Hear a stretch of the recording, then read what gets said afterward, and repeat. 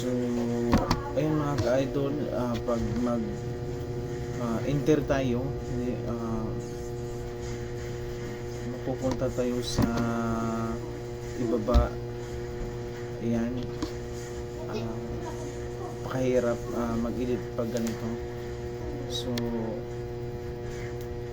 ayan, in-highlight natin.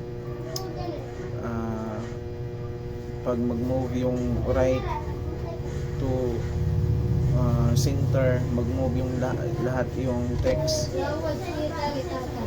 Yan, mag-move siya. Napakahirap mag-edit pag ganyan. Yan yung file na ginawa sa ating customer. Gusto niya ipa-print kaso hindi ma-print kasi sira yung file. So ang ginawa natin is kinapi natin tapos ipipaste natin doon sa kabila, no?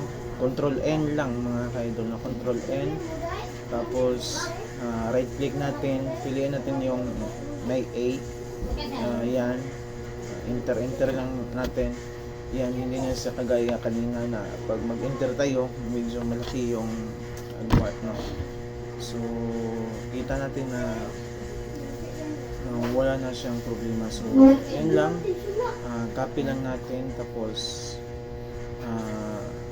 paste natin doon sa ating ginawang bago na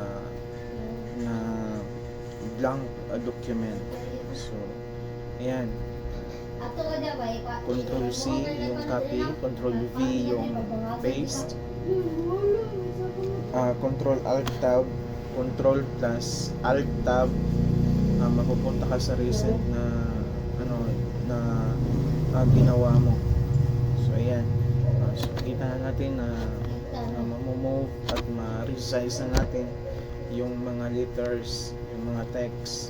Yun sa kagaya kanina na pag mag-move ka ng isa ay sasabay lahat. So ngayon mas comfortable na siyang i-edit at maganda na siya at ready to print na. So ganun lang mga ka-edit. Pag mahirap i-print, wag natin naman sabihin sa customer na hindi mo kaya. We have to edit. So magdagdag lang tayo sa babayaran nila.